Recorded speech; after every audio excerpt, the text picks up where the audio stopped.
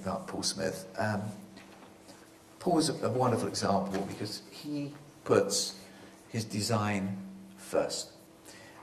He's a sensible, obviously a sensible businessman, but design, his customer, who his market is, who his audience is totally, comes first. So therefore, design, quality, product, and reputation. And if one believes in that, which they should, then your business will follow accordingly. So there's no cheating. You've got to get there the hard way. Now, when in these kind of these teams, is there typically a kind of senior partner between the creative and the business entrepreneur? If so, which side does it lie, with the creative genius or the designer entrepreneur extraordinaire? You know, the design, I think there's a definite role for both, yes. And that is, you know, the designer, given the freedom to create, should be given that freedom, but somebody else in business with him should, shall we say, manage the business in its entirety. There are not too many creative geniuses that can do both, because they tend to lose the flair. Do you think the kind of, does the business side, you know, working on from a business side, keeping that flair alive as well in business, does that mean that you need to understand a lot about the practice of design to be the business entrepreneur in that partnership? Or is it best to stand back and just leave that to the creators? I believe that you have to respect design. Because I think if you actually are too disciplined, you will lose the enthusiasm of the designer. And in Jaeger, do you get a chance to, do you still get very deep down into the detail of the design? I just wondered if this is also in your own life and the way your business works. It's difficult for me because coming from the manufacturing background, or you know, starting effectively with the knowledge of being a pattern cutter, I would always be very critical of something that doesn't fit properly and doesn't look right. Even just hanging in the shop, or I'm exceptionally critical of our windows. Yes. It's hard to put that into words. It is in here somewhere as to why I see something different to somebody else. Not always right. No one tells me that I'm not. That's it. No, but it's, you know, I can't describe why it's there, and it is inbuilt. But yes, I do get involved. But we have many designers in the company, and I've got an exceptionally experienced chief executive. So if I've got some concerns, you know, I feed them through the right channels. Where London is versus Paris versus New York. I mean, what is London's position today as a global city for the fashion industry? And how do you think it's seen? I'm also thinking about London Fashion Week as well, which you're so deeply involved with, immersed in me almost. Yeah. I'm pleased you got round to this, because this is the easiest topic to talk on.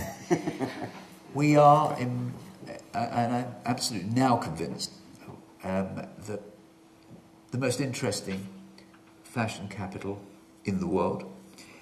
It was proven at the February London Fashion Week that every top journalist has raved, absolutely raved, about our shows. And it's not our shows, it's the designers at our shows. And I've sat with most of them, and on, you know, one-on-one and in an audience, and they've all said that we have come back to where we deserve to be. We do produce the greatest designers. Our colleges are first class, and a lot of our designers have gone to work in companies in Italy and France, if you mentioned them, and certainly in America.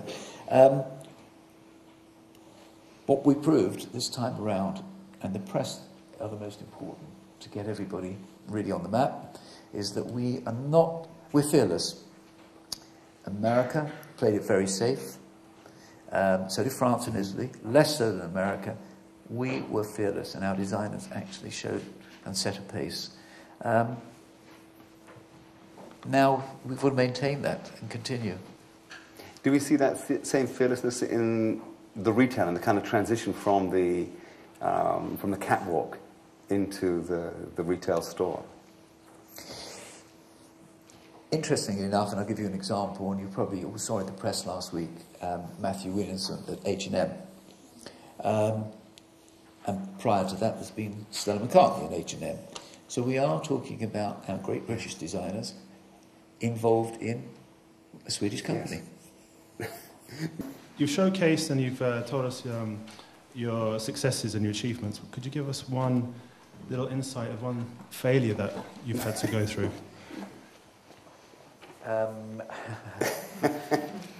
It's interesting, actually, you say that, because something I was actually saying earlier, in fashion,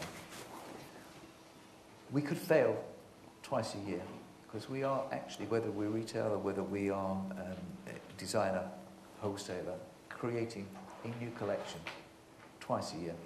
So no sooner have we actually gone out there on the runway or in our shop windows, we have been working for months before on the next season. So we're not sure how successful we are on what we've currently got out. So I think the casualties in our sector, textiles, fashion and retail, are greater probably than any other business, I think. And I don't know anybody that hasn't had some form of a failure at some point. One just hopes that the business is sufficiently strong to endure the downturn of that particular period, and then you come back knowing you've got it right. A question from the gentleman here with a beard, and then we'll go down to the front here. And then I think we might have This is actually a quick question in terms of the traditional fashion cycle.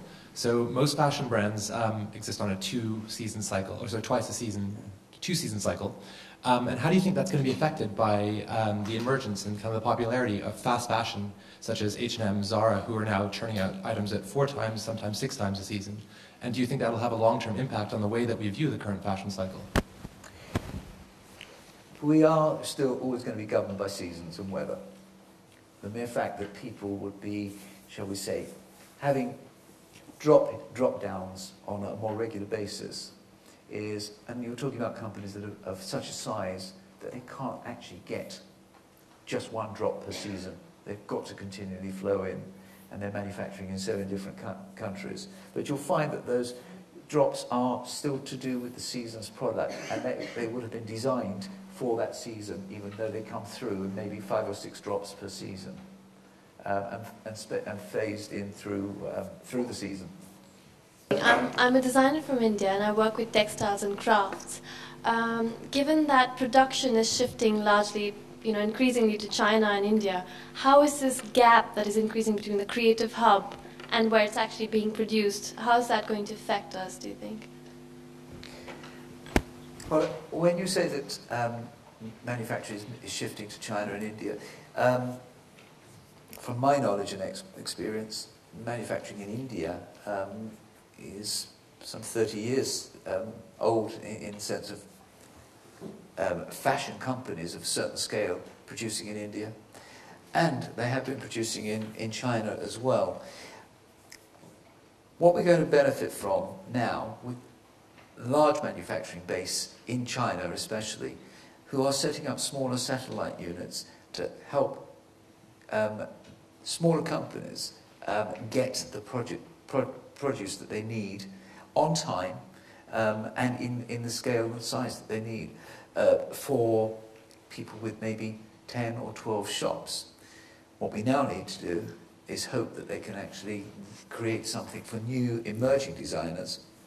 But as I said earlier, I'd like to think that that could be something that we can establish here, or certainly a hub is established here in the UK to enable us to be able to give it to the factories in whatever country it needs to be made in. And it doesn't have to be as far away as China or India. Turkey, for example, is certainly producing for Jaeger some excellent quality and smaller quantities.